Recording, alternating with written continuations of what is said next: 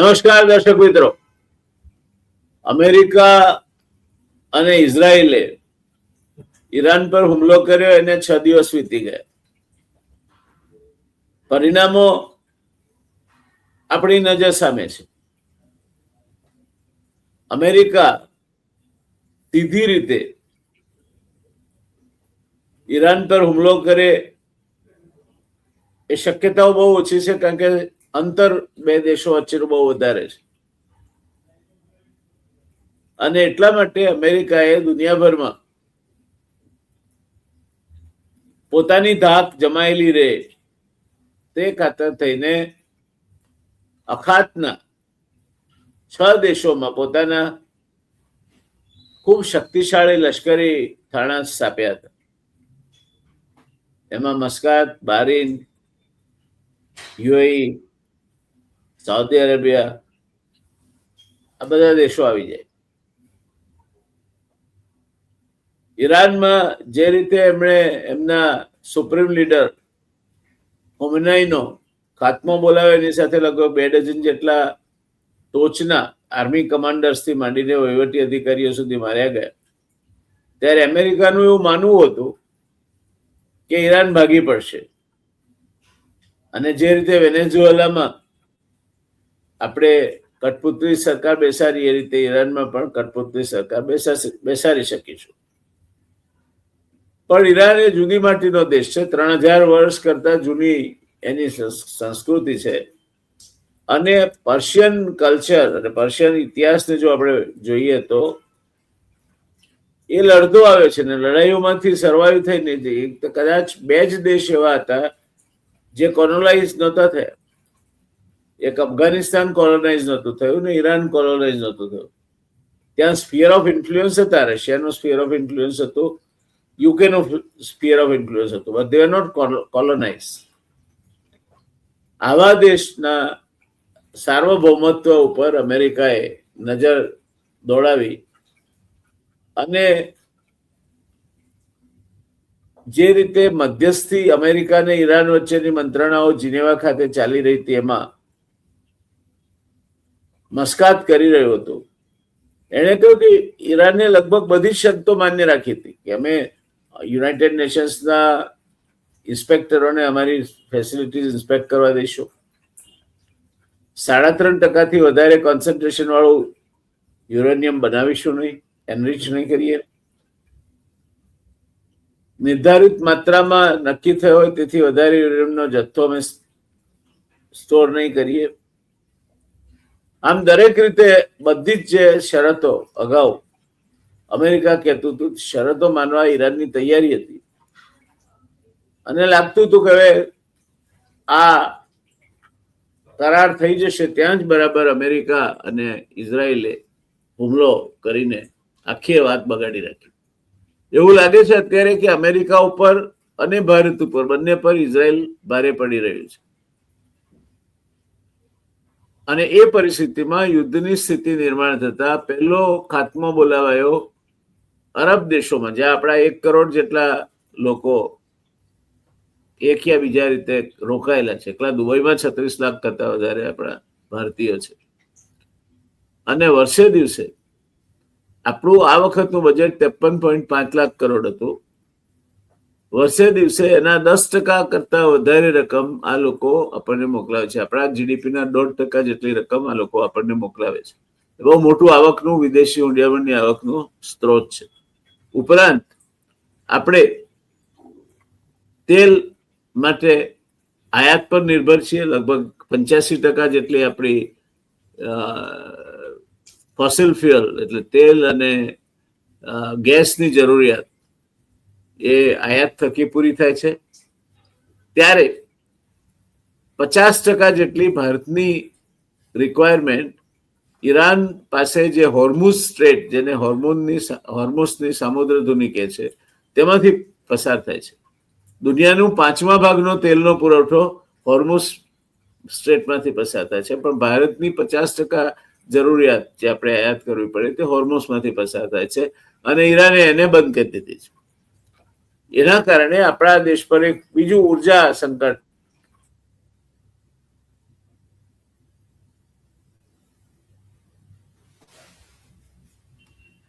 રાજ્યકર્તાઓ દિલ્હીમાં બેઠેલા આપણા શહેનશાહ એમણે એવું જાહેર કર્યું છે કે અમેરિકાએ આપણને પરમિટ કર્યા છે 1 મહિનો રશિયા પાસેથી તેલ લેવા માટે. હવે આ સ્થિતિ આવી ગઈ છે. મને લાગે છે કાલે ઉઠીને અમેરિકા તમને શ્વાસ લેવા માટે પણ પરમિશન આપશે અને આપણે એને માનીશું. એટલે ભારતનું સાર્વભૌમત્વ પણ સંપૂર્ણપણે ગીરવે મુકાઈ ગયું એમ લાગે છે. એની સીધી અસર શેર બજાર પર પડી છે. એની સીધી અસર આવનાર સમયના જીઓપોલિટિકલ એટલે ભૂ રાજકીય પરિમાણો ઉપર અને જીઓ ઇકોનોમિક્સ ભૂ અર્થશાસ્ત્રીય પરિમાણો પર પડશે. આ સંયોગોમાં શેર બજાર ડામાડોળ છે. એફઆઈઆઈ નવા આવે ને રોકાણ કરે એ અત્યારે તો શક્ય દેખાતું નથી. ભારતીય રૂપિયો 92ની સપાટીએ પહોંચે છે ડોલર સામે. મને કાલે જ રિયાદમાંથી ત્યાંની એક્સચેન્જ બ્યુરોના એક ફોટો પાડીને એક ભાઈએ મોકલાવ્યો છે. ત્યાં એક્સચેન્જ રેટ રૂપિયાનો $1 બરાબર 92 રૂપિયા અને સમથિંગ છે. એ આપણું ચલણ અસ્થિર બન્યું છે, ચલણ ઘસાતું ચાલ્યું છે. તેલની આયાતોમાં અનિશ્ચિતતા ઊભી થઈ છે. રશિયાએ આપણને તેલ આપવાનું શરૂ કર્યું હતું, સસ્તું પડતું હતું, ત્યારે આપણે એ આખો વાત ઉડાડી મૂકી અમેરિકાના કહેવાથી. હવે અમેરિકાએ આપણને 1 મહિનો રશિયા પાસેથી તેલ લેવા માટે મંજૂરી આપી છે. એટલે દેખ બિચારી બકરીનો પણ કોઈ ન જાતા પકડે કાર, એ ઉપકાર ગણી અમેરિકાનો હરખ હવે તો હિન્દુસ્તાન. આપણા ત્યાં વાર્ષિક જે નૌસેનાની કવાયત થાય એમાં ભાગ લેવા માટે ઈરાનની ફ્રિગેટ આવી હતી. એને શ્રીલંકા પાસે ઓફકોર્સ ઇન્ટરનેશનલ વોટર્સમાં પણ અમેરિકાના સબમરીને ટોર્પેડો મારીને ડુબાડી દીધી છે. આ આજની પરિસ્થિતિ છે. અને આ પરિસ્થિતિનું મેં વિગતવાર વિવેચનાત્મક વર્ણન એટલા માટે કર્યું છે કે હવે પછી આપણે રવિભાઈને સાંભળીએ ત્યારે એ કયા પરિપ્રેક્ષમાં પોતાના અવલોકનો આપી રહ્યા છે તે આપણને ખ્યાલ આવે. એટલે મેં થોડું લંબાણપૂર્વક એનું વિવેચન દર્શક મિત્રો તમારા સામે મૂક્યું છે. આ દેશની અર્થવ્યવસ્થા કદાચ ક્યારેય નહોતી એટલી અનિશ્ચિતતામાં સપડાઈ છે. આ દેશની રાજ્ય વ્યવસ્થા એથી પણ વધારે અનિશ્ચિતતામાં સપડાઈ છે. આ દેશનું તટસ્થપણું એટલે નોન અલાઇનમેન્ટની જે આપણી પોલિસી હતી એનો ખાત્મો બોલી ગયો છે.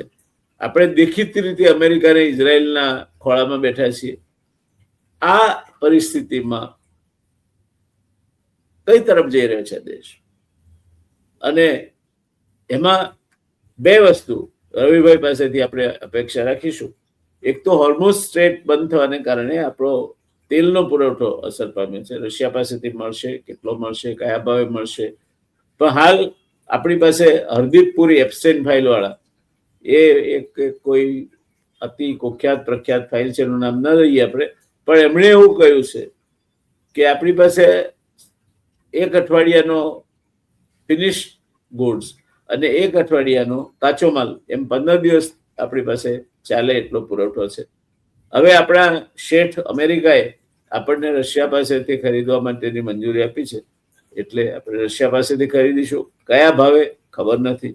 એટલે રવિભાઈ પાસેથી આપણે જાણવા માંગીશું કે આ ઉર્જા સંકટ જે છે, અને તમે કોઈ પણ દેશમાં ઉર્જાને તમે આંગળી અડાડો એટલે મોંઘવારી વધે. મોંઘવારી વધે, જીવન ધોરણ વધે.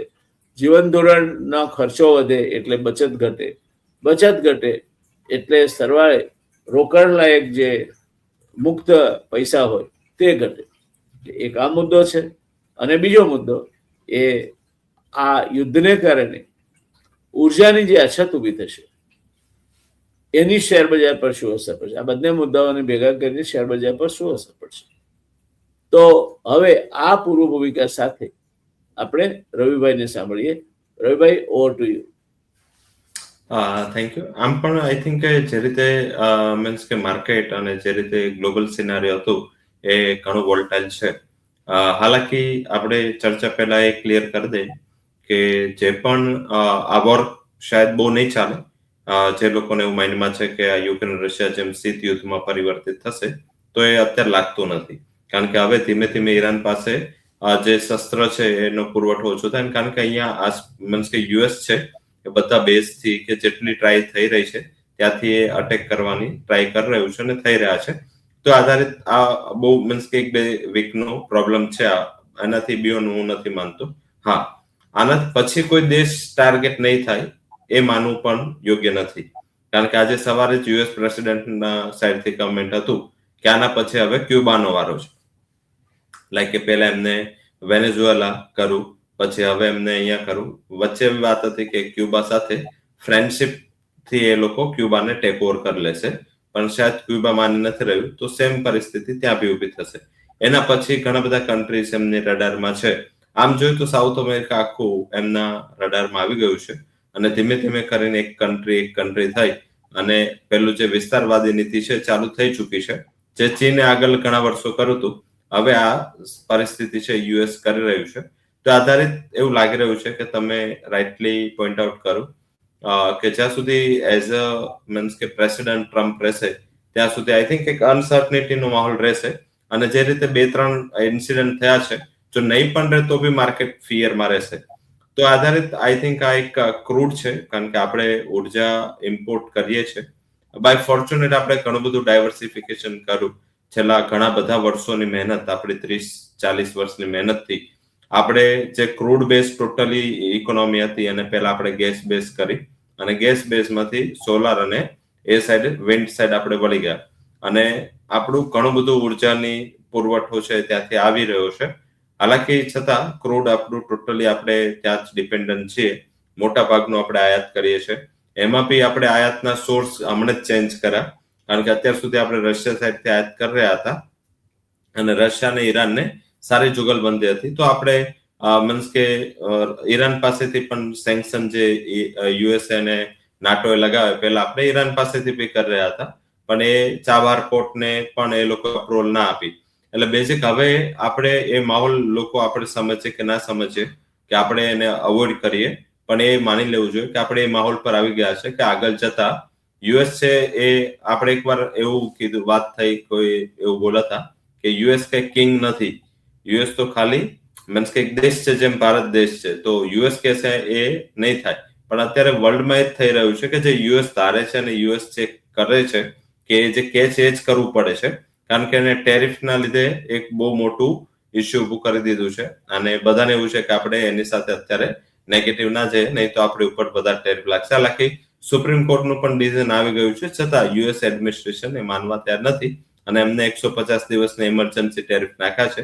છતાં એ લોકો કહી રહ્યા છે કે જ્યારે આ 150 દિવસના ટેરિફ જશે પછી પણ અમારા ટેરિફ બિયોન્ડ રહેશે.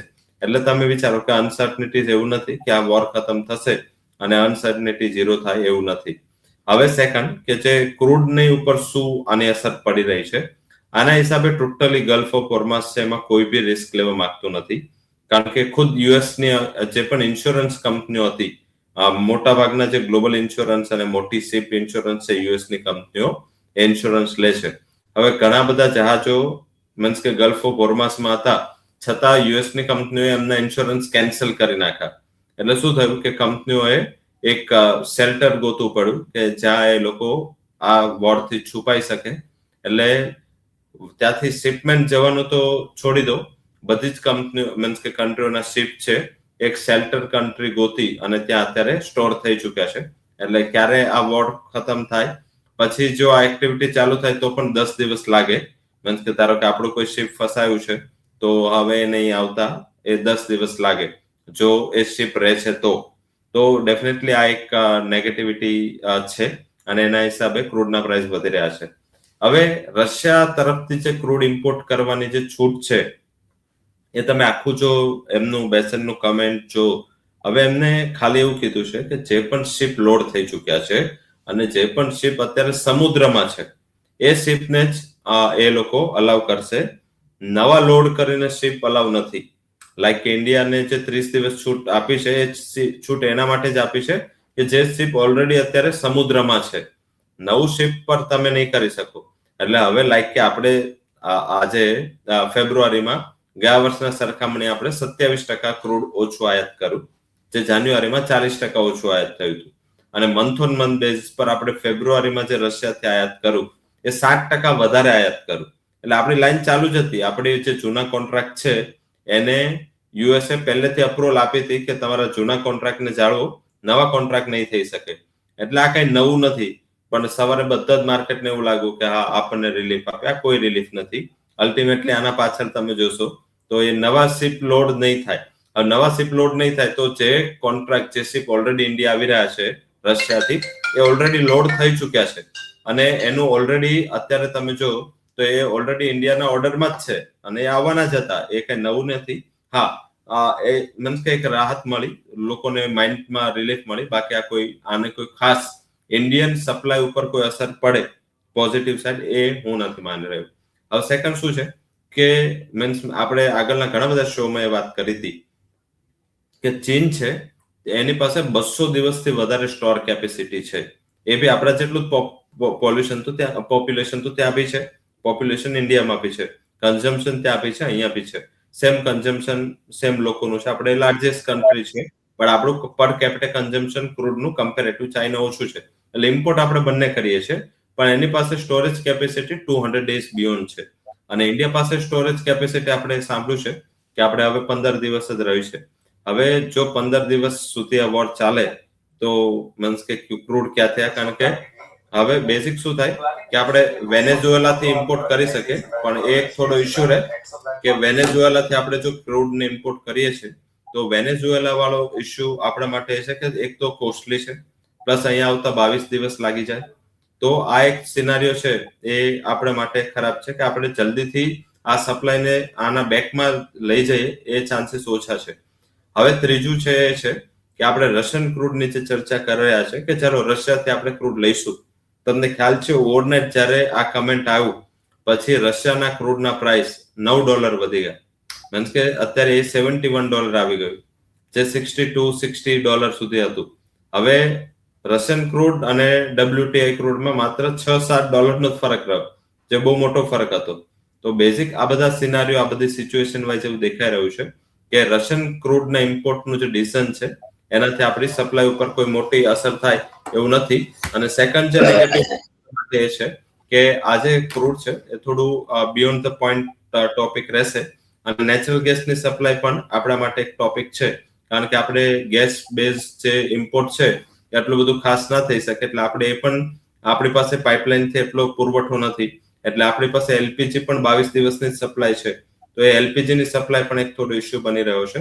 તો ગેસ અને ક્રૂડ જો ઇન્ડિયા પાસે આ શોર્ટેજ રહે, આપણે 2 દિવસથી સાંભળીએ છીએ ગુજરાત ગેસનું ન્યૂઝ આવ્યું, પેટ્રોનેટનું ન્યૂઝ આવ્યું કે આ લોકોએ પોતે ફોર્સ મેજર નાખી દીધા છે કે એમના જે ઇન્ડસ્ટ્રીયલ ગ્રાહકો છે એમને કહી દીધું છે કે એ લોકો 50% સુધી પુરવઠો પૂરો પાડશે.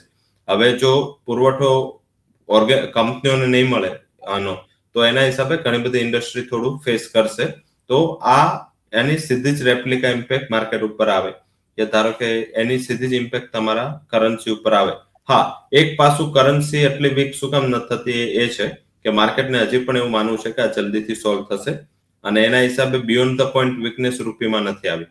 સેકન્ડ માર્કેટનું એવું માનવું છે કે કારણ કે ક્રૂડ અત્યારે બંધ છે એટલે આપણું પેમેન્ટ બંધ છે, એટલે આપણે પેમેન્ટ માટે ડોલર અત્યારે ઉઠાવતા નથી, કારણ કે આપણે બધા જે પેમેન્ટ કરવાના જે શિપ્સ છે, જે અહીંયા અરાઇવલ છે કે જે નવો ઓર્ડર આપવાના છે આપણે હમણાં બંધ કર્યા છે. એટલે શું છે કે આપણો આઉટફ્લો ઓછો છે. પણ જેવું આ રિસ્ટોર થશે, આ જેવું સોલ્વ પણ થશે, તો બી આપણી કંપનીઓ બહુ મોટી પ્રમાણમાં ઇમ્પોર્ટ કરવા માટે ડોલર પરચેસ કરશે. એટલે રૂપી વીક રહેશે. રૂપી વીક રહે ત્યાં સુધી ડિફિકલ્ટ છે કે એક લેવલથી વધારે આપણે રૂપી સ્ટ્રોંગ થાય. તો આ બધા ફેક્ટરને જો ક્લબ કરીએ તો માર્ચ થોડું વીક છે અને જો એકાદ વીક વધુ થાય તો પાછળના 15 દિવસ આમ પણ આપણે ગયા સપ્તાહમાં જે ચર્ચા કરી હતી કે પોતાની બુક્સ કોઈ ખરાબ ના કરે.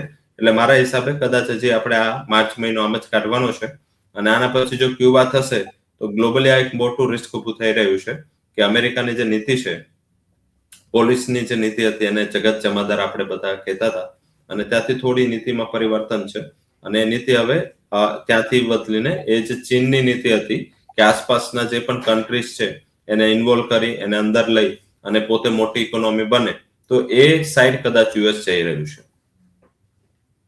ધન્યવાદ રવિભાઈ, બહુ સરસ વાત કરી આપે. દર્શક મિત્રો, એક બીજી વાત ઉમેરવા માંગુ છું રવિભાઈએ જે કહ્યું એની સાથે. અમેરિકા પોતે ફસાયું છે. અમેરિકાના ડોલરને આંતરરાષ્ટ્રીય ચલણ ગણવામાં આવે છે અને એ મજબૂતાઈથી દરેક દેશોમાં સ્વીકૃત બને છે. પણ જેમ સબપ્રાઇમ ક્રાઇસિસ આવી હતી એવી જ અત્યારે અમેરિકામાં ક્રેડિટ કાર્ડ ઇન્સ્ટોલમેન્ટ ક્રાઇસિસ ચાલી રહી છે. અમેરિકાનું આંતરિક દેવું એ એના કુલ જીડીપીના 4 ગણું વધી ગયું છે. અને અત્યાર સુધી ભેંસનું ગાય હેઠળ, ગાયનું ભેંસ હેઠળ, આમ તેમ કરતા ક્રેડિટ કાર્ડ, જે ખાસ કરીને મધ્યમ વર્ગ અને બાંધી આવક ધરાવતો નીચલો વર્ગ છે એની પાસે છે, એ લોકોને હવે ક્રેડિટ કાર્ડના હપ્તામાં ડિફોલ્ટ થાય તે પ્રકારની પરિસ્થિતિનું નિર્માણ થયું છે. અને એનો રસ્તો અમેરિકન સરકાર પાસે નથી. એટલે અમેરિકાની આંતરિક અર્થવ્યવસ્થા એ પોતે એક ભયંકર કટોકટીમાંથી પસાર થઈ રહી છે. એક. બીજું, અમેરિકાના ગલ્ફ દેશોમાં અત્યાર સુધી આપણી એવી માન્યતા હતી કે દુબઈ એટલે દુનિયાનો સેફેસ્ટ દેશ છે, ત્યાં દરેક પ્રકારની સવલતો છે, ત્યાં વેપાર કરવો એના જેવું સુરક્ષિત બીજી કોઈ વસ્તુ નથી. આ બધી જ માન્યતાઓ એક ઝટકે ખોટી પડી છે. જ્યાં જ્યાં અમેરિકન બેઝીસ હતા એ બહારીન, દાખલા તરીકે મનામા એમનું પોર્ટ છે, ત્યાં અમેરિકાનો 5th ફ્લીટ લાંગરાયેલો હતો, એનો ઈરાને નાશ કરી દીધો છે. બીજું, ઈરાન પાસે શસ્ત્રો થઈ નથી રહ્યા. અમેરિકાનો જે મિસાઇલ છે એ એને $1 બિલિયન પડે છે, $1 બિલિયન પ્લસમાં, $1 અબજ પ્લસમાં પડે છે. $1200 ડ્રોન પડે છે. અને આ ડ્રોન અને મિસાઇલ થઈને ઈરાન પાસે આવનાર 5 વર્ષ ચાલે એટલો સ્ટોક પાઇલ છે. એટલે ઈરાનની પાસે શસ્ત્રો થઈ રહેશે એ માનવાને કારણ નથી. આ યુદ્ધ લંબાતું જશે. આપણે અત્યાર સુધી કોઈની સાથે નહોતા. પંડિત જવાહરલાલ નહેરુના વખતથી આપણે નોન અલાઇનમેન્ટ એટલે બિન જોડાણવાદી નીતિ અખત્યાર કરી. ભારત એનું નેતૃત્વ કરતું હતું. શ્રીમતી ઇન્દિરા ગાંધીના વડાપ્રધાન પદ નીચેની સરકારો સુધી આ ચાલ્યું. ત્યાર પછી ધીરે ધીરે આપણે ક્યાંક એનાથી દૂર જતા ચાલ્યા છીએ. અને આજે પરિસ્થિતિ એવી છે કે આજે આપણે અમેરિકાના રિક્સર બગલ બચ્ચાની માફક એના ખોળામાં જઈને બેસી ગયા છીએ. એના કારણો જે હોય, કોઈ એક ફાઇલનું પણ એના માટે કારણ કહેવામાં આવે છે, આપણે એની ચર્ચામાં નથી પડવું. આ કારણો ગંભીર છે. અને એ પરિસ્થિતિમાં જો ક્રૂડનો પુરવઠો ખોરવાય અથવા તો મોંઘું થાય, પુરવઠો ના ખોરવાય, પણ જેમ રવિભાઈએ કહ્યું એમ $60 ભાવ રશિયન ક્રૂડના વધી ગયા છે, કદાચ હવે એથી વધારે વધે, તો ઉર્જાની કિંમતો વધશે. એની સીધી અસર કંપનીઓના બેલેન્સ શીટ પર પડે, એની બોટમ લાઈન ઘસાય. અને બોટમ લાઈન ઘસાય તો એની નફાકારકતા ઓછી થાય. એના જૂન મહિનામાં જે ક્વાર્ટરના રિઝલ્ટ આવે, જૂનના પૂરા થતા ક્વાર્ટરના રિઝલ્ટ, એ કઈ બહુ સારા નહીં. આપણા ત્યાં એફઆઈઆઈ એક મોટું રોકાણકાર હતું, પણ આ બધું શરૂ થયા પછી રહ્યું સહ્યું જે કઈ રેસિડ્યુઅલ પણ એફઆઈઆઈ નું રોકાણ હતું, એમાંથી 4000 કરોડ જેટલું વેચી અને એફઆઈઆઈ બહાર નીકળી ગયું છે. એટલે નવું રોકાણ માત્ર ને માત્ર આપણી જે ડાયરેક્ટ ઇન્વેસ્ટમેન્ટ કરતી યુટીઆઈ છે કે એલઆઈસી છે કે એવી કંપનીઓ છે, એના થકી આવે તો એ શેર બજારને કંઈક અંશે રાહતજનક પુરવાર થઈ શકે. આ બંને પરિસ્થિતિમાં, અમે યુદ્ધની પરિસ્થિતિ હોય ત્યારે શેર બજાર ડામાડોળ રે, રવિભાઈ બહુ સાચી વાત કહી, તો એ ડામાડોળ રે એવી પરિસ્થિતિનું નિર્માણ થયું છે. આપણે અને શું પરિણામો આવશે તે હજુ ખ્યાલ નથી આવતો. પણ તમે જેવા સીધી રીતે અમેરિકાના ખોળામાં બેઠા, ને અમેરિકા તમારા દેશ માટે નક્કી કરે કે તમને 1 મહિનો રશિયાનું ક્રૂડ ખરીદવાની મંજૂરી આપવા, હુ ઇઝ અમેરિકા? શું આપણે આપણું સાર્વભૌમત્વ ફરી પાછું જેમ ઈસ્ટ ઇન્ડિયા કંપનીને ગીરવે મૂક્યું હતું એમ અમેરિકાને ગીરવે મૂક્યું છે? દશા આજે આ છે. આપણે અમેરિકાને પૂછ્યા વગર શ્વાસ પણ ન લઈ શકીએ, એ ઇઝરાયલના સાણસામાં આપણે ફસાયા છીએ. આરબ દેશોની તો એથી ખરાબ દશા છે. તમે સમૃદ્ધ હો, આંકડે મત બેઠું એવું એક શબ્દ પ્રયોગ છે ગુજરાતીમાં, અને તમારી જાતને તમે ડિફેન્ડ ન કરી શકો તેમ હોય તો શું થાય? એનું આદર્શ ઉદાહરણ આરબ દેશો છે. જર, જમીન અને જોરું, આ ત્રણ કજિયાના છોરો. ઈરાન સાથે પણ અમેરિકાની લડાઈનું કારણ તો તેલ છે. મૂળભૂત રીતે ઈરાન ત્રીજા નંબરનો તેલ ઉત્પાદક દેશ છે, રિઝર્વ ધરાવતો દેશ છે. વેનેઝુએલા પહેલા નંબરે આવે, સાઉદી અરેબિયા, અને પછી ઈરાન આવે.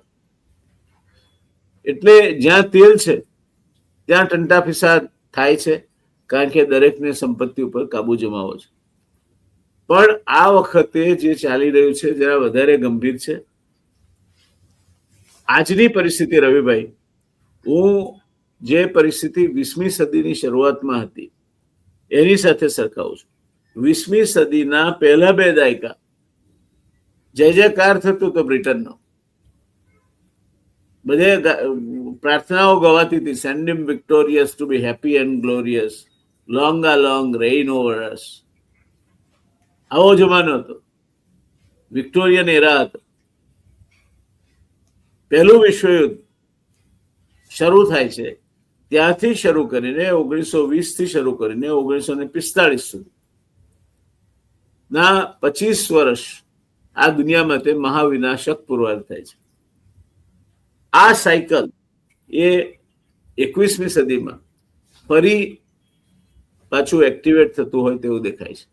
અને એ જો પેટર્ન જે 20મી સદીની શરૂઆતમાં વિશ્વની શાંતિ બાબતે જે પ્રકારનો પેટર્ન ઉભો થયો હતો, જે પ્રકારનો ઇતિહાસ રચાયો હતો, અને એટલા માટે જ કહેવાય છે કે history repeats itself.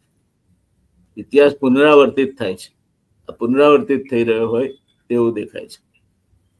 Herbert Spencer જે મોટો ઇતિહાસવિદ થઈ ગયો, એને બીજું કહ્યું છે કે ઇતિહાસનો જો કોઈ મોટામાં મોટો પદાર્થ પાઠ હોય તો માણસ ઇતિહાસમાંથી કશું શીખતો નથી.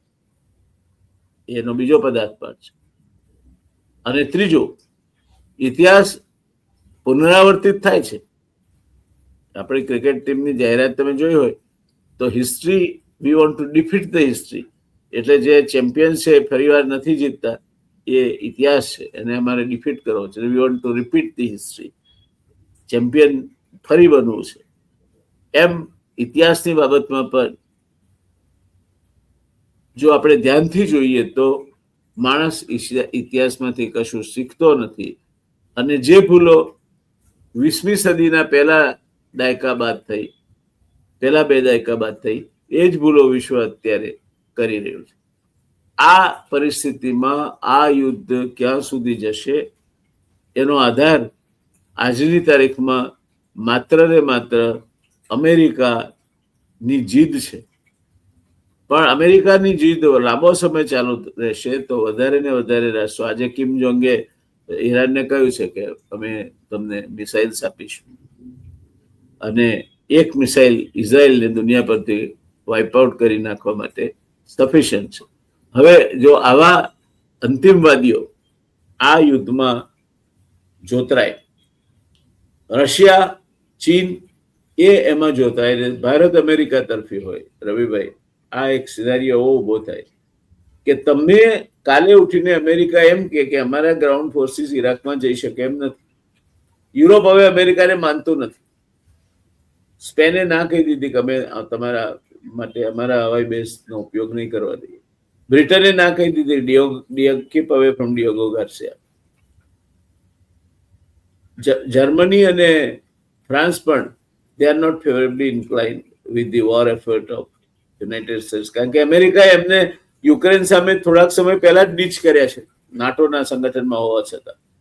એટલે અમેરિકા અત્યારે દુનિયામાં એકલું પડી ગયું છે. અને એવા એકલા પડેલા અમેરિકાને જે કંઈક અંશે પેલી ફાઇલ છે એ માણસ જાસૂસ હતો ઇઝરાયલ, એવું કહેવાય છે. અને એના કારણે ઇઝરાયલનો અમેરિકા પર અને કોઈક અગમ્ય કારણસર ભારત પર એક વિકરાળ પંજો ફેલાઈ ચૂક્યો છે. બીજી બાજુ અખાતના દેશો હવે આ જે અમેરિકાના યુદ્ધ માટેના જે વોર બેઝ હતા એ ફરીથી તૈયાર કરી શકે તેમ નથી. છેલ્લી આશા જે હતી એ સાઉદી અરેબિયા અને બહારીન એને કનેક્ટ કરતો એક એમ્બેન્કમેન્ટ બ્રિજ છે. એ બ્રિજ તોડી નાખો એટલે અમેરિકન સૈન્યોની ગ્રાઉન્ડ મુવમેન્ટ સાઉદી અરેબિયામાંથી આ બાકીના ગલ્ફ કન્ટ્રીઝમાં એટલે બહારીન, યુએઈ, મસ્કાત એમાં બંધ થઈ જાય. એટલે એક એવા પરિસ્થિતિમાં આપણે આવીને ઉભા છીએ કે અમેરિકા એ ડેસ્પરાડોની મુવમેન્ટ ક્યારે કરશે એનું કઈ ઠેકાણું નથી. બીજું, અમેરિકામાં હજુ પણ એક વર્ગ એવો છે કે જેને યુદ્ધનો ઉન્માદ છે. અમેરિકાની કોંગ્રેસ એટલે નીચલું હાઉસ, આપણી લોકસભા છે તે, એણે એના પ્રમુખે કોંગ્રેસની મંજૂરી વગર યુદ્ધ કર્યું છે એવું વલણ લઈ અને ઠરાવ પાસ કર્યો. ત્યારે એનું ઉપલું હાઉસ સેનેટ એને ટર્ન ડાઉન કર્યું કે ના, ટ્રમ્પે કર્યું છે તે બરાબર છે. એટલે અમેરિકાને હજુ યુદ્ધનો ઉન્માદ શમ્યો નથી. આ પરિસ્થિતિમાં રવિભાઈ સાથે હું થોડોક અસંમત છું કે શેર બજારની જે મંદી છે અથવા શેર બજાર ઉપરની જે અસર છે અથવા ઉર્જા સંકટ છે, તે ઉર્જા સંકટ કઈ દિશામાં જશે. મને લાગે છે અમે બંને મિત્રો આ આખી વાતને એપ્રિલના અંતમાં રિવિઝિટ કરીશું. કદાચ મેના પહેલા અઠવાડિયામાં કે બીજા અઠવાડિયામાં રિવિઝિટ કરીશું. ત્યારે કઈ પરિસ્થિતિ વાસ્તવિકતા તરફ જઈ રહી છે તેનો વધારે ખ્યાલ આવશે. એટલે અત્યારે શેર બજારની જે કઈ ગતિવિધિઓ છે તેમાં સાવચેતી રાખી અને તમારે તમારા રોકાણની સલામતી અને બહુ ચિંતા અત્યારે વળતરની ન કરીએ, પણ એની સેફટી, સિક્યોરિટી અને લિક્વિડિટી એ ક્યાંય ફસાઈ ન જાય તેની આપણે કાળજી રાખીએ તો મને લાગે છે કે એ વધારે યોગ્ય રહેશે. રવિભાઈ, આપણા બજેટમાં પણ કંઈ શેર બજારને પુનર્જીવિત કરે એવું તો છે નહીં. આ યુદ્ધના કારણે આપણા પર વધારાનો બોજો આવશે, ઉર્જા સંકટ. એટલે ભારત સરકારના જે નાણાં સામાજિક સુરક્ષાની યોજનાઓમાં જવા જોઈએ, જે વીરામજી કી છે કે જોબ એમ્પ્લોયમેન્ટ ગેરંટી માટેની સ્કીમો છે, એક્સેપ્ટ વન કે જેમાં 5 કિલો અનાજ આપણે મફત આપીએ છીએ, 83 કરોડ લોકોને આપીએ છીએ. એ સિવાય બાકીની યોજનાઓ માટે ભારત સરકારે નાણાં ફાળવતા કાપ મૂકવો પડશે. એની અસર પણ બજારની ખરીદ શક્તિ પર પડશે. તો આ બધી બાબતોને લક્ષ્યમાં રાખીને આપણે આ ચર્ચાને એક સ્તર સુધી આજે લઈ જઈએ અને પછી આપણે તો દર અઠવાડિયે દર્શક મિત્રો સામે આવીએ છીએ.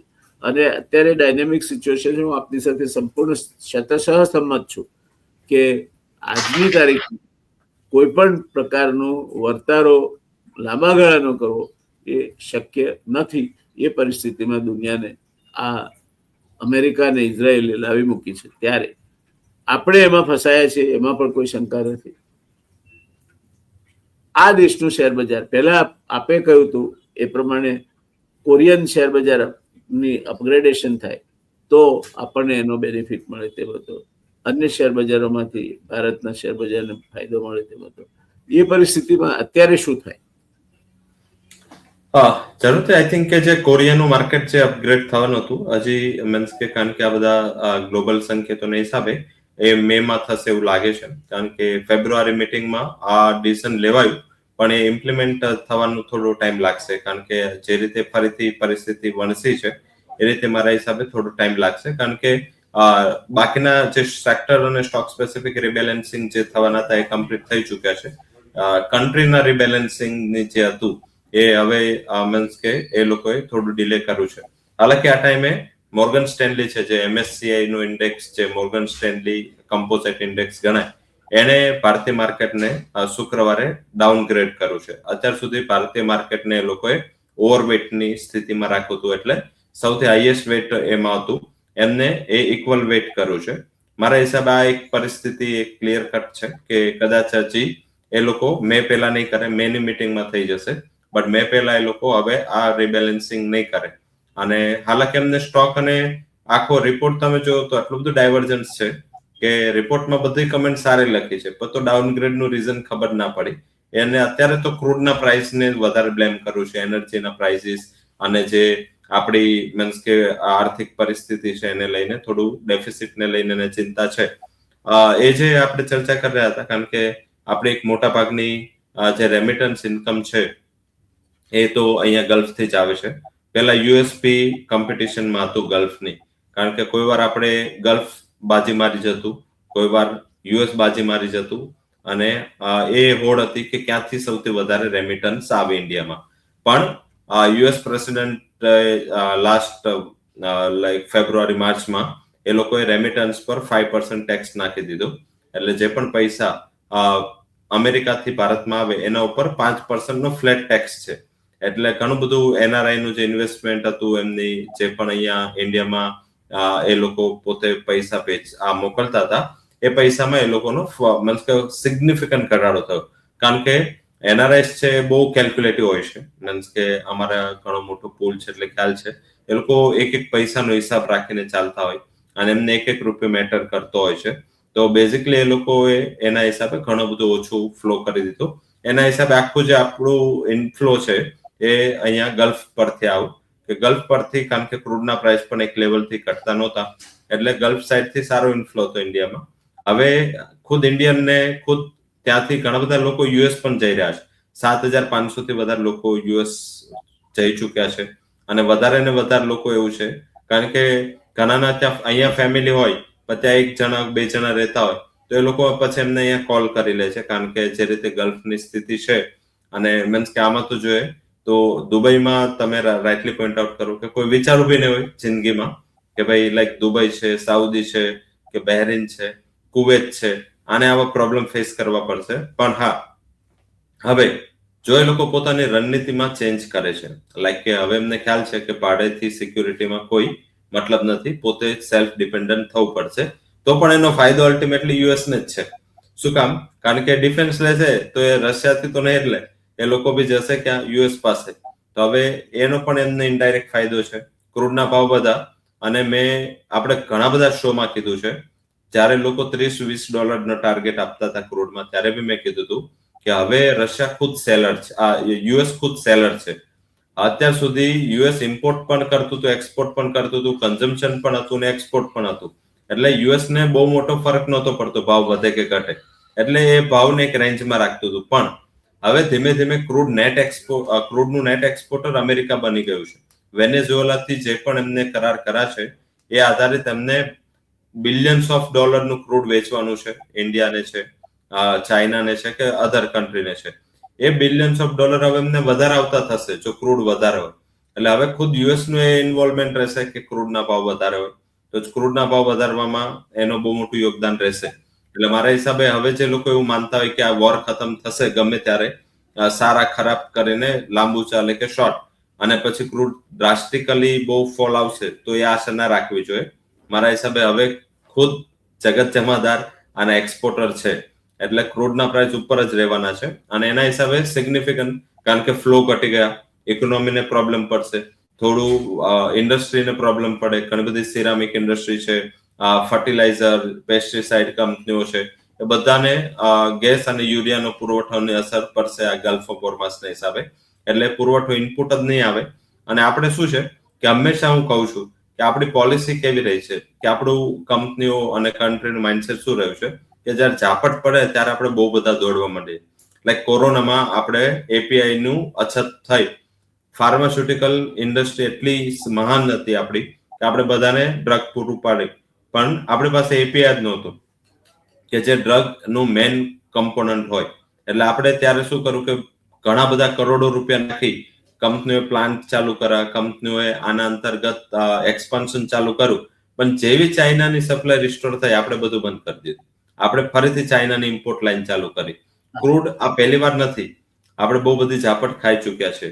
પ્લસ મને નથી ખ્યાલ આવતો કે તમે જે વર્લ્ડ વોર ની વાત કરી રહ્યા હતા કે 2 વર્લ્ડ વોર થયા, 1945 નો આટલો બધો ખરાબ અંત આવ્યો સેકન્ડ વર્લ્ડ વોર નો, પછી આપણે યુએન ની સ્થાપના કરી કે ભાઈ વર્લ્ડમાં આવી પરિસ્થિતિ જિંદગીમાં પણ નિર્માણ ના થાય એના માટે આપણે યુએન ની સ્થાપના કરી. અત્યાર સુધી જેટલા વોર થયા છે હમણાં નિયર પાસ્ટમાં, એકમાં પણ યુએન નો કોઈ રોલ નથી. The UN has become defunct. હા, અને મીન્સ કે આખું વર્લ્ડમાં બધા જે ચર્ચા થઈ રહી છે કે યુએન ક્યાં છે, યુએન ની સેના ક્યાં છે, આટલું બધું લોકોએ પૈસા ખર્ચીને ઉભું કરેલું હતું, આ તો ત્યાં આવી ગયા. ના તો વર્લ્ડ બેંક નો કોઈ મતલબ છે, ના તો IMF નો કોઈ મતલબ રહ્યો છે, કારણ કે એ લોકો હવે યુએસ ધારે એમને પૈસા આપે છે. ધારો કે પાકિસ્તાનને જયારે આપણું વોર થયું એ પહેલા પાકિસ્તાનને કારણ કે એમને રીપેમેન્ટ નહોતું કર્યું ટાઈમે, એટલે એમને લોન નહોતી આપવાની, પણ યુએસ ના હિસાબે એમને લોન આપી. તો એ પણ યુએસ જ કંટ્રોલ કરે છે કે કોને લોન આપી કોને ના આપી. તો બેઝિકલી આ જયારે સિનારીઓ બને અને જયારે આપણે પણ ડિપેન્ડન્ટ છે, આપણે એવું નથી, આપણે સિક્યુરિટીમાં ડેફિનેટલી આપણે આપણું વર્ચસ્વ છે એટલે ચેનચાલા ના કરે આપણી સાથે, પણ આપણે ઘણી બધી જગ્યાએ એવા ડિપેન્ડન્ટ કોઈ વર્ચસ્વ નથી. આપણે આવો ખોટી ખ્યાલ આપણે દર્શક મિત્રોને ના આપીએ.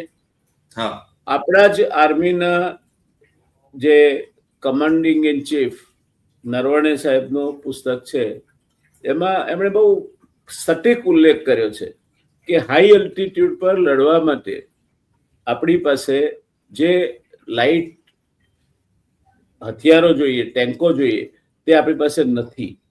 અને હવે આપણને જો મોટામાં મોટો ભય હોય તો એ ચીન તરફથી છે, કારણ કે અરુણાચલ પ્રદેશમાં પણ ચીને ઘૂસણખોરી કરી છે, ગલવા શ્યોકમાં પણ ઘૂસણખોરી કરી છે.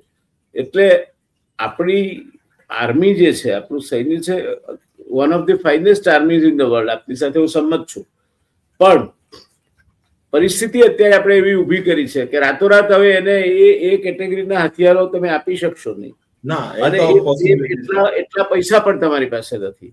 એટલે અત્યારે આજની પરિસ્થિતિમાં ભારત નિસહાય સ્થિતિમાં આવડો મોટો દેશ હોવા છતાં બેઠું છે. ને એમાં best policy could have been the policies of the earlier India, કે આપણે નોન એલાઇન રહીએ, કે ભાઈ અમારે આ બાજુ નથી ને આ બાજુ નહીં, હવે વી આર ટ્રેડિંગ ધી 90 દેશો આપણું નેતૃત્વ સ્વીકારીને દુનિયામાં ચાલતા હતા નોન એલાઇન. અને ખુશ્ચેવ, ટીટો, બ્રેઝનેવ, નાસર, સુકાર્નો, આ જે દુનિયાના મોટા મોટા નામો કહેવાય, એ બધા નોન એલાઇન્ડ કન્ટ્રીઝ તરીકે નહેરુનું નેતૃત્વ સ્વીકારીને ચાલતા હતા. આજે એવું રહ્યું નથી. આજે જો લડાઈ થાય તો આપણે ખરેખર મુશ્કેલીમાં મુકાઈએ તે પ્રકારની પરિસ્થિતિ છે. એવું જનરલ નરવણે પોતાની પુસ્તકમાં પણ લખ્યું છે. હવે આપણે એને પોલિટિકલાઇઝ ન કરીએ, we take it as a professional opinion, that's all. એથી આગળ આપણે એના ઉપર કોમેન્ટ કરવાનું કોઈ કારણ નથી કે આ સરકારે બેદરકારી કરી. હવે એ આપણો વિષય નથી. પણ આપણા રોકાણકારોને ખ્યાલ હોવો જોઈએ કે આપણે જો ઈરાનના મસલામાં વધારે જો અંદર ઘૂસ્યા છીએ ઇઝરાયલ અને અમેરિકાના દબાણ હેઠળ, તો આ બાજુ આપણી ઉત્તર પૂર્વીય સરહદો આપણે ચીન માટે ખુલ્લી મૂકી દઈશું, અને પાકિસ્તાન તો રાહ જુએ જ છે. એટલે ભારતની સ્થિતિ બહુ જ ખરાબ છે. નેપાળ સાથેના પણ આપણા સંબંધો બગડ્યા છે. એટલે યુદ્ધના મોરચે નોન એલાઇનમેન્ટ અથવા તો બિન જોડાણવાદી નીતિને છોડીને ભારતે બહુ જ મોટી ભૂલ કરી છે એવું અત્યારે દેખાય છે. સમય આવનાર સમય જે સાચું ખોટું તો કહેશે. પણ આપે એક મુદ્દો બહુ સાચો કહ્યો રવિભાઈ, કે યુનાઇટેડ નેશન્સ ક્યાં છે? અને હું તમારી સાથે સંમત છું, યુનાઇટેડ નેશન્સ ક્યાંય નથી. અમેરિકાએ જેમ બીજા વિશ્વયુદ્ધ વખતે જર્મની અને જાપાને આખી દુનિયાને માથે લીધી હતી કે વી આર અજેય છીએ, અમને કોઈ હરાવી શકે તેમ નથી, અને આગળ વધતા જ જતા, એમ અમેરિકાએ અત્યારે આખી દુનિયાને માથે લીધી હતી. ત્યારે ત્યાં એ દખલ કરે છે. એણે યુનાઇટેડ નેશન્સની સમિતિઓમાંથી પોતે નીકળી ગયા, WHO માંથી નીકળી ગયા, નાટોને એને પરખાવી દીધું કે અમે કઈ યુરોપ માટે પૈસા આપીએ નહીં, તમારે જોગવાઈ કરવી પડે. એટલે અમેરિકા અત્યારે એકલું જે રોલ જર્મની અને જાપાન ભજવતા હતા બીજા વિશ્વયુદ્ધ દરમિયાન, એ અત્યારે અમેરિકા અને ઇઝરાયલ ભજવી રહ્યા છે. આ બધી હિસ્ટ્રી રિપીટ સિમિલારિટીઝ છે. એટલે આપની વાત, આપનો ક્વેશ્ચન બહુ જ સાચો છે કે where is United Nations? United Nations is nowhere. અમેરિકાએ એનો ખાત્મો કરી નાખ્યો છે. એટલે એ કાગળનો વાઘ બનીને બેઠું છે, કશું કરી શકે તેમ નથી. આ પરિસ્થિતિમાં આઈ give that privilege of summarizing this situation in next 5 minutes before we conclude this discussion. અને દર્શક મિત્રો, એક વાત હું કહું એ પહેલા કે ડાયનેમિક સિચ્યુએશન છે. આજે આ સ્થિતિ છે એના આધારિત રહીને અમે વાત કરીએ છીએ. અઠવાડિયા પછી કદાચ પરિસ્થિતિ બદલાય તો એ પ્રમાણે વાત કરવી પડશે. અમે સતત તમારા મતે થઈને પરિસ્થિતિ પર નજર રાખતા રહીએ છીએ અને જે કંઈ છે તેનું બેસ્ટ પોસિબલ. આજે તમને હું દાવા સાથે કહું છું કે એક પણ ગુજરાતી ચેનલ પર, એક પણ ગુજરાતી ટેલિવિઝન પર રવિભાઈ જેટલો રીચ, જેને એક્સપિરિયન્સ હોય શેર બજારનો, એવી વ્યક્તિ તમને જોવા નહીં મળે અને એ પ્રકારનો તટસ્થ અભિપ્રાય પણ સાંભળવા નહીં મળે. ત્યારે તમારા રોકાણની સલામતી તટસ્થ અભિપ્રાયમાં છે. તમારે રોકાણની સલામતી એક નિષ્ણાત તમને સલાહ આપે તેમાં છે. અને એટલા માટે શનિવારનું આ ચર્ચા તમે ચૂકશો નહીં. આવનાર 6 મહિના તો કદીએ નહીં. જો તમે તમારા રોકાણની સલામતી ઈચ્છતા હો, જો તમે આજની પરિસ્થિતિમાં ભારત કઈ તરફ જઈ રહ્યું છે અને એના આર્થિક પરિમાણો શું હોઈ શકે એ વિશે ચર્ચા જાણવા માંગતા હો, તો અમે તમને શક્ય તેટલી અભ્યાસપૂર્ણ અને તટસ્થ ચર્ચા તમારી સામે મૂકવાનો પ્રયત્ન કરીશું. અમારો કોઈ એજન્ડા નથી. અમારો એજન્ડા એકમાત્ર છે, અમારા દર્શકો તરીકે તમારી સામે પ્રમાણિકતાપૂર્વક અમને જે લાગે છે તે મૂકવું અને ત્યારબાદ તમારા પર છોડી દેવું. તમે પણ રોકાણકાર છો, તમે પણ જાણો છો શું જોવું, શું નહીં જોવું. તો છેલ્લી 5 મિનિટ હું રવિભાઈ પાસે જવા માંગીશ અને રવિભાઈને વિનંતી કરીએ આપણે કે આ અઠવાડિયાનો તમારો સમાપન બોધ શું છે તેનાથી આપણા દર્શક મિત્રોને માહિતગાર કરે. ધન્યવાદ. ઓવર ટુ યુ રવિભાઈ. જલતે આપણે ઘણા ટાઈમથી રેડ લાઇટ ઓન કરી છે અને મીન્સ કે આપણે કરીબન ફેબ્રુઆરીથી આપણે રેડમાં જ છીએ કે ભાઈ હમણાં થોભી જાવ, આપણે ઇન્વેસ્ટમેન્ટ માટે સારો ટાઈમ આવશે, ઓરેન્જ લાઇટ કરી દઈશું. તમારા માટે ના તો ગ્રીન લાઇન ઇમ્પોર્ટન્ટ છે ના તો રેડ, પણ ઓરેન્જ લાઇટ બહુ ઇમ્પોર્ટન્ટ છે. શું કામ? કારણ કે જયારે ઓરેન્જ લાઇટ થશે એ એક મોટું ઇન્ડિકેશન હશે કે જ્યારે તમારે ઇન્વેસ્ટમેન્ટ માટે રેડી રહેવાનું છે. અને એ ઓરેન્જ લાઇન કયા શોમાં થશે કે એ લાઇટ અમે ક્યારે ઓન કરશું, એ આજે ગ્લોબલી પરિસ્થિતિ જે રીતે ચેન્જ થઈ છે તો શો બાય શો તમારે જોવું પડશે. કારણ કે જ્યારે ઓરેન્જ લાઇટ આપણી ચાલુ થશે ત્યારે વર્લ્ડમાં ક્યાંય પણ ઓરેન્જ લાઇન નહીં હોય, ત્યારે બધા રેડ પર જ બેઠા હશે. જ્યારે બધા જ કહેતા હતા નિફ્ટી 28-30 હજાર જશે ત્યારે આપણે રેડ લાઇટ આપી હતી અને આપણે all time high red light આપી હતી કે હવે પ્રોફિટ બુક કરી લો, આ સારો સમય છે, સારા લેવલ પર છે. અને ત્યારે બી મેં ચર્ચા કરી હતી ત્યારે આપણને ઇશ્યુ હતો ડેફિસિટનું. અને એ જ પ્રોબ્લેમ મીન્સ કે કારણો ફરી જાય છે પણ પ્રોબ્લેમ તો એ જ છે. એટલે જ્યાં સુધી મીન્સ કે આપણા પિલર સ્ટ્રોંગ નહીં હોય ત્યાં સુધી આપણે હલતા રહીશું.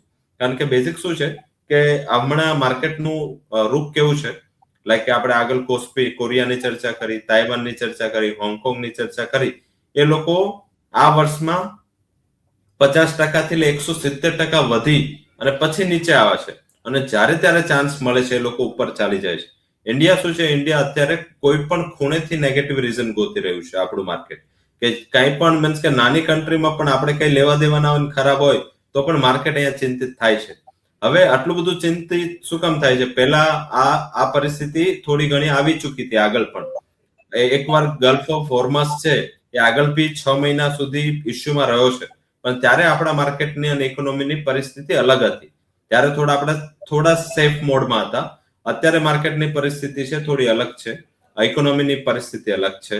આપણા જે પણ મીન્સ કે લાસ્ટ યરના જે આપણે શું છે કે આપણે પ્રિડિક્ટિવ પોલિસી કરતા ઇમ્પ્લિમેન્ટેશન અને પ્રિડિક્શન આ બે પોલિસીના મૂળભૂત પાયાના કારણો હોય છે. આપણે શું કરીએ છીએ, આપણે અત્યારે જે કરીએ છીએ એ બેકવાર્ડેશનમાં જઈને વધારે કરીએ કે ભાઈ આ થઈ ગયું, એકવાર ઝાપટ પડી, હવે આપણે કંઈક સુધરશું. પણ આ પોલિસી નથી. આ તો શું છે, આ તો બધું કરી શકે. લાઈક કે આજે ફોર એક્ઝામ્પલ કોઈ નાનું બાળક છે એની પાસે ચાલો એક લિમિટેડ બુદ્ધિ હોય તો એ શું છે કે રોજની રમત રમતો હોય, પણ જ્યારે મેચ્યોર થાય છે, પુખ્ત થાય છે, એટલે એને આખી જિંદગીનું વિચારીને પ્લાનિંગ કરવું પડે કે હું જ્યારે રિટાયર થઈશ અત્યારથી હું પ્લાનિંગ કરું તો હું રિટાયરમેન્ટ થઈશ તો મારી એક રિટાયરમેન્ટ લાઈફ સારી જશે. એમ પોલિસીનું પણ એવું જ હોય છે કે પોલિસીનું ઇમ્પ્લિમેન્ટેશન ત્યારે સારું થાય જ્યારે તમે એક સારો બેઝ કરી અને માર્કેટ વિચારે પહેલા વિચારીને તમે પોલિસી બનાવો. હવે શું છે કે હવે આપણી પાસે આપણે હવે પોલિસી બનાવશું, પ્લસ આ ટાઈમે રેગ્યુલેટરે પણ માર્કેટને રિલીફ માટે વિચારવું પડે. રેગ્યુલેટર ડેફિનેટલી લોકો માટે વિચારે છે, પોલિસી બનાવે છે, સટ્ટા ના થાય એના માટે રેગ્યુલેટર એક્ટિવ હોય છે, પણ એનો ટાઈમ હોય. કારણ કે અત્યારે કેવું છે કે નાજુક પરિસ્થિતિમાં એક પછી એટલા બધા આપણે રેગ્યુલેટરી એન્વાયરમેન્ટ ચેન્જ થઈ રહ્યું છે કે જે વચ્ચેના પાર્ટિસિપન્ટ્સ છે એ લોકો બી ઘણું મોટો પ્રોબ્લેમ ફેસ કરી રહ્યા છે. ધારો કે એક કોઈ નિર્ણય આવ્યો, તમે ટેકનોલોજી બનાવી, કાલે એ નિર્ણયમાં ફરીથી કંઈક ચેન્જ આવ્યો તો ફરીથી ટેકનોલોજી બનાવો. એના હિસાબે શું છે કે વચ્ચેનો વર્ગ જે મીન્સ કે મિડલ વર્ગ છે, જે તમારું આખી ઇકોનોમીને ચલાવી રહ્યો છે કે તમારા વતી કામ કરી રહ્યો છે, તમે જો એવું માનો કે સ્પેક્યુલેટર છે, માર્કેટમાં 3 વસ્તુ હોય છે: ઇન્વેસ્ટમેન્ટ, સ્પેક્યુલેશન અને આર્બિટ્રેશન. એટલે બે અસેટ વચ્ચેનો ડિફરન્સ તમે જો લેતા હોય તો આર્બિટ્રેશન છે, જે અત્યારે એફઆઈ લીધું. હજી પણ કોરિયન માર્કેટ એક્સપેન્સિવ નથી આપણા જેટલું, 140% ચાલ્યા પછી, એટલે એ લોકો ત્યાં ગયા છે. એફઆઈ એટલે આર્બિટ્રેશન છે. સેકન્ડ એ છે કે તમે શું કરો, મીન્સ કે ઇન્વેસ્ટમેન્ટ કરો, એટલે 3-4 વર્ષ ભૂલી જાઓ. અને સૌથી મોટું છે ટ્રેડિંગ, કે તમે જ્યારે કોઈ ઓપોર્ચ્યુનિટી લઈને ટ્રેડિંગ કરો. આપણે ટ્રેડિંગ નો વર્ડ સ્પેક્યુલેશન વાપરીએ છીએ, એટલે પોતાની એફર્ટ થી કોઈ લોકો લોસ લેવા તૈયાર છે તો પ્રોફિટ બી થઈ શકે. હાલાકી ઘણીવાર શું થાય કે એફઆઈએસ કે કોઈ મોટા ઇન્સ્ટિટ્યુશન પ્રોફિટ લઈ જાય અને આ ન્યૂઝ આવે એટલે આપણે એના ઉપર આખું રેગ્યુલેશન ટાઈટ થઈ જાય. એટલે શું થાય કે આના હિસાબે થોડી અનસર્ટનિટી છે માર્કેટમાં. એક વાત તમારી સાથે સંમત થતા હું જોડવા માંગુ છું કે મોટી કંપનીઓ છે, મોટા રોકાણકારો છે, એમની પાસે તો બહુ સોફિસ્ટિકેટેડ મિકેનિઝમ છે માર્કેટ રિસર્ચનું, અને એ પ્રમાણે નિર્ણયો લે છે, બહાર નીકળે છે, પૈસા નાખે છે, કાઢે છે. આ જે આપણે મથામણ કરીએ છીએ એ નાના અને મધ્યમ રોકાણકારો જે છે, જેમની પાસે આવું ઇન્ડિપેન્ડન્ટ મિકેનિઝમ નથી, એમને આપણે આ જે ઓરેન્જ લાઇટ આપણે કહીને એ ઓરેન્જ લાઇટની દિશામાં ક્યારે જઈશું એનું માર્ગદર્શન આપવાની મથામાં કરીએ છીએ. દર્શક મિત્રો, એક વાત બીજી પણ કહી દઉં. 1973 થી માંડીને આ દિવસ સુધી હું શેર બજારમાં રોકાણકાર છું. માત્ર થિયરેટિકલ વાત નથી કરતો, અને એ દાવા સાથે કહું છું કે આજ દિવસ સુધી મેં મારા રોકાણમાં શેર બજારમાં ક્યારેય સમ ટોટલ વર્ષનું કાઢો તો ખોટ નથી કરી, અને I have made reasonable money out of the stock market. રવિભાઈનું તો એ ક્ષેત્ર છે, એ પોતે રોકાણકાર છે, એમની કંપની રોકાણકાર છે, અને અનેક રોકાણકારો જે મારા જેવા છે એમને સલાહ આપવાનું કામ કરે છે. એટલે અમે તમારી પાસે જે વાત લઈને આવીએ છીએ એ કોઈ ચોપડીઓમાંથી લઈને આવીએ છીએ એવું માનશો નહીં.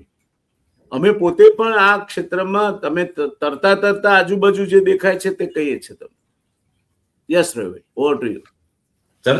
અત્યારે ચોપડીનું કઈ ઇમ્પોર્ટન્સ નથી.